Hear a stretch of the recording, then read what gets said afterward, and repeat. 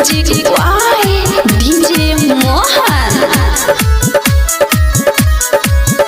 काले होतावे तोहर सगाई रे, ई जुदाई न सहल जाई रे।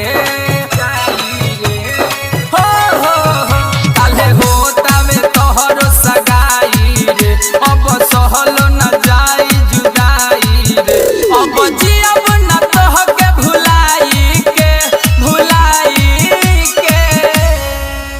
देखो हमके छोड़ के मत जा, हम तो से बहुत प्यार कर ले रहा। हमके छोड़ के मत जा, अगर तू हमके छोड़ के चल जेबू तो हम ना जियब राधा। चल जेबू ससुराल आई के, दोसरा से मंगिया भराई के। चल जेबू ससुराल आई के, दोसरा से मंगिया भराई के। चल जेबू ससुराल आई के, दोसरा से मंगिया भराई के।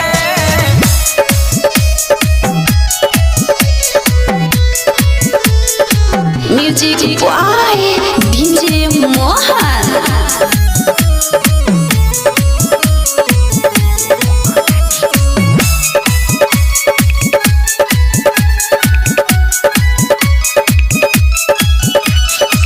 याद के सहारे अब तो तन्हाई में रहब कैसे। दर्द इतना गहरा बाकी तू ही बोला सहब कैसे। तू ही बोला सहब कैसे। याद के सहारे अब तो तन्हाई में रहब कैसे। दर्द इतना गहरा बाकी तू ही बोला सहब कैसे। हमरा दिलवा में अगिया लगाई के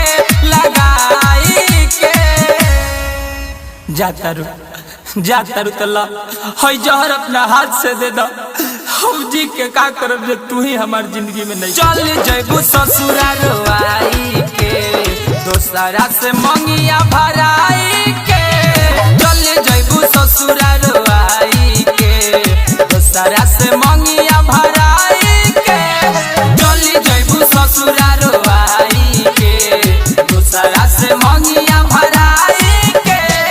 चल जेबू ससुराल आई के, दोसरा से मंगिया भराई के।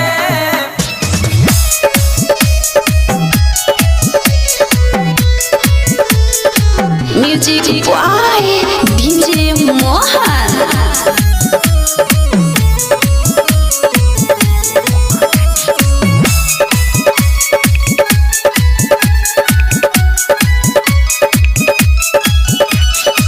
संग ही जिए मरे के खइले रहलू कसम हो। सातो जन्म ला कहले रहलू तोहरे बानी करन हो। तोहरे बानी करन हो। संग ही जिए मरे के रानी खइले रहलू कसम हो। सातो जन्म ला कहले रहलू तोहरे बानी करन हो। जालू अमरेश के रोआ डहकाई के। अरे जो खुद भिखारी है इस जमाने में दान क्या देगा।